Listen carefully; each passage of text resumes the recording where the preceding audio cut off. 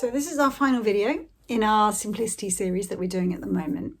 And this week I wanted to call the module "The Answers Are Outside." And I know that sounds weird because we're always talking about how the answers are inside. And I'm saying the answers are outside. And I want to explain what I mean by that. It's a kind of a bit of a metaphor, I guess, that's hopefully helpful to you. But I saw it in this way, so I wanted to share it with you.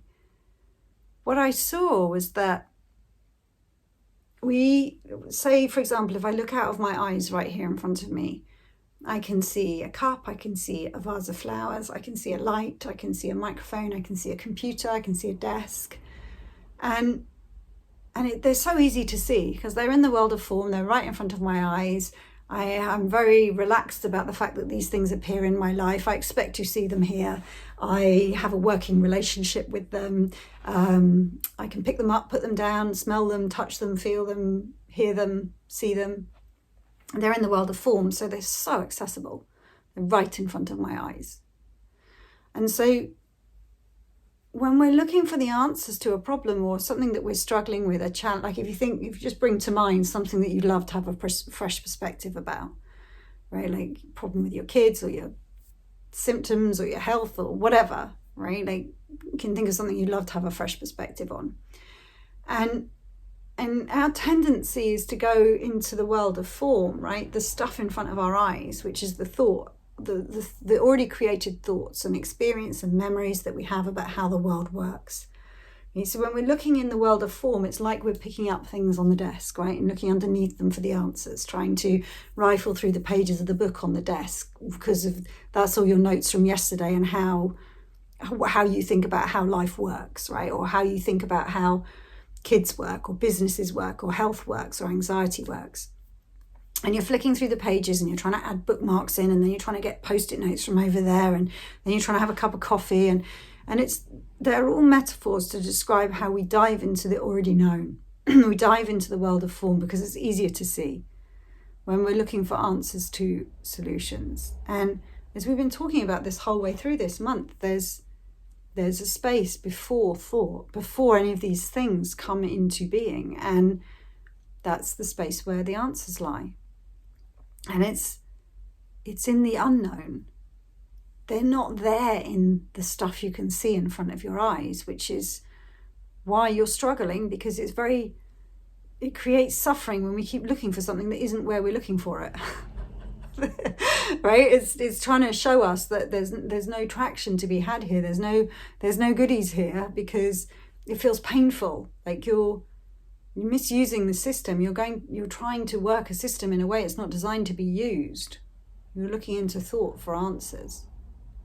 And what came to mind as I was trying to describe this to someone the other day, and I'm going, yeah, but where can you look if you don't look there? And I was saying to her, the space before thought, and she's like, yeah, I don't get that. And I said, well, I can't describe it to you, but if you imagine, like, you know, when someone's behind you and you know it, right? You can feel that there's someone behind you. Now, I can't describe that person to you. Like, I can't tell you if they're old or young, if they're facing me or facing the wall, if they're doing a handstand or they're the right way up, like whether they're tall or short, or I just get a sense that there's something there and I know it. Like it's undeniable that there's something there. And you can't describe the form of it, but you can still know it. I said, it's more like that. It's like you want to look, the unknown is more like that. It's a space that you can't look into. It's a space but it's not this way. And sometimes just knowing it's not that way, but it's outside what I can see in front of my eyes. It's outside my known world. It's outside my current frame of reference, my current thinking, my current experience, my current memories, my current ideas, my current concepts, my current thinking. It just doesn't exist yet. And when we start to to get an appreciation for that, like that the answers to what we're looking for, if they're not immediately obvious, like, oh, there's the cup, then it's because they are not yet formed, they're not yet created, they're still in potential, if you like. They haven't come into form and being yet. They haven't arisen as an idea yet. And so they live in the unknown. And it's like ideas and answers and solutions appear from the unknown into form at the very moment that they're required. So we can, and I have, spent a long time searching on my desk for, like, shall I do this or shall I do that? And I'm looking around on my desk, and I'll pick up all the pieces on my desk, and I'll take them to coaching conversations, and I'll take them to my friends, and I'll take them to my husband and go, look at all these things, like, which one shall I choose? And I think that the answer is somehow going to appear within all the things in front of my eyes. Well, based on this is what I did last week, and this is what I could do tomorrow, and it's just form and more form. But when we start to get a sense that the answers that we seek are in the not yet known, not just to practical problems, but our seeing of the truth of the principles, like having a jump in understanding, it all sits in the unknown, this nebulous, formless other place that we can't get our heads around. Now, I heard somewhere the other day that something like 4% of the universe's matter is known, and the rest is dark matter. It's unknown, it's formless. Now, I don't know how you could measure 4% of formless matter, but let's ride with it, right? But it seems to me that that's like life. It's like there's a very small amount of known and a huge amount of unknown. And if we get a handle on the fact that the answers, the things that we're grappling with our minds, like that we won't let our minds rest because we're mithering over, right? Or we're looking for a deeper understanding of the principles, and we're looking into thought to try and find it. If we consider that 96% is where the answers lie, so therefore it's impossible to see them right now, then there's the chance we might just stop trying. And in the stopping trying this piece, if we know that the answers come from the unknown into the world of form, into the world of thought, into the world of idea or insight, kind of on their own schedule, on a wise schedule, then we can just stop working our minds so hard. We can find relief from the constant questioning and doubt and figuring out. And I'm going to put a video below this video, which is one that I recorded with Dickin and George Pransky about the nature of wisdom's hope. And what happens when we give up trying to find answers in the known is we give up. And when we give up, it's like we surrender and we fall into that space before thought. And we live in the unknown. We're always living in the unknown. It's just that we think that we're not. But we are living in the unknown, and we see that the unknown is where we want to be living. We want to be living in the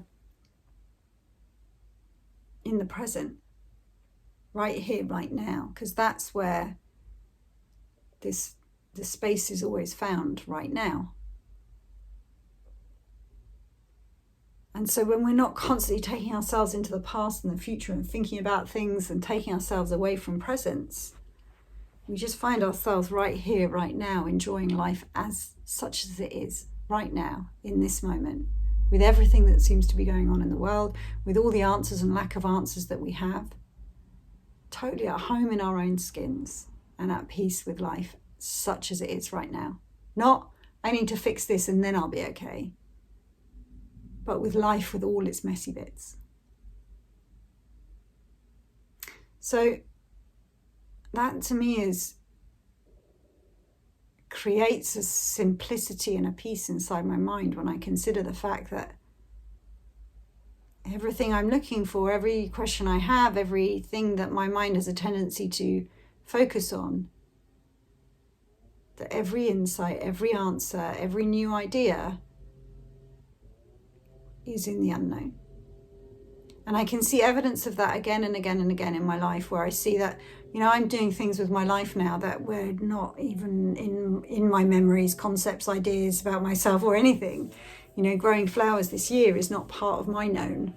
It wasn't on my desk as an option when I was, what shall I doing? Like, I just didn't know. I couldn't possibly have known that this is what would have shown up.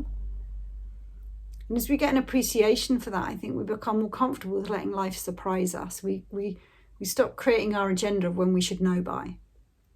So instead of looking into our thoughts to try and understand more about the principles, for example, on this journey, we relax. We quit trying. And we have total confidence in the fact that insight will come to us at the perfect moment. Because life seems to have played out that way so far. That our ideas about what to do next, we don't have to think about them all the time. Our ideas about what we need to do about our physical symptoms or our anxiety or our career or our kids, that actually when we stop looking for them where the answers can't be found, they'll come in their own time. They'll make themselves be known to us in their own time, and that's just the way it works. And that, to me, creates a simpler experience of my day-to-day life, when I know I can rely on answers. That's it, answers being handed to me, cha-ching, just when I need them, means I don't have to spend my whole life running around trying to find them. So letting answers come to you rather than trying to find them. It's much more passive. It's much more open. It's much more receptive, and it's much more pleasant, actually. And it creates a far simpler experience of being in life. So I really hope you've enjoyed what I've been sharing as we've been looking in this direction, from treading more lightly on the planet to having a simpler life in the world of form, to having a simpler life inside our heads. And I'm all for that. I don't know about you. So I look forward to hearing what you think about this in the Facebook group. I'd love to hear anything that's shifted for you over the course of this month, anything that's particularly landed with you, or any questions that you have. And as ever, I look forward to seeing you on the Q&A call as well, so that we can explore this together more deeply. Take care.